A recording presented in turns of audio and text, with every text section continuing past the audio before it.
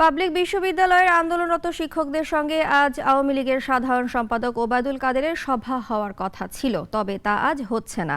সর্বজনীন পেনশনের প্রত্যয় স্কিম বাতিলের দাবিতে টানা চতুর্থ দিনের মতো কর্মবিরতি পালন করছেন শিক্ষকরা। অচলাবস্থা কাটাতে বিশ্ববিদ্যালয় শিক্ষক সমিতি ফেডারেশনের সঙ্গে আলোচনার উদ্যোগ নেয় সরকার। দুপক্ষের আলোচনার পরবর্তী দিনক্ষণ পরে জানানো হবে। গত 1 জুলাই থেকে সর্বাত্মক কর্মবিরতিতে আছেন শিক্ষকরা। তারা বলছেন, সর্বজনীন পেনশনের প্রত্যয় স্কিম বৈষম্যমূলক।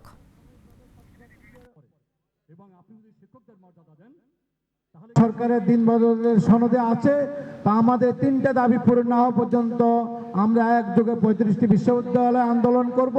এই দাবি থেকে আমরা পিছপা হব না। আমরা বারবার কিন্তু সরকারের সাথে আমাদের তো কোনো দিন দরবার নেই। ক্লাসরুম থেকে বেরিয়ে আসছি, এটা আমাদের কাজ না। ক্লাসরুমে আমরা তখনই ঢুকবো যখন আমাদের দাবিটা সম্পূর্ণভাবে মেনে নেওয়া হয়েছে। একমাত্র ওয়ালটন এসি দিচ্ছে 1 বছরের রিপ্লেসমেন্ট গ্যারান্টি এবং কম্প্রেসারের 10 বছরের গ্যারান্টি।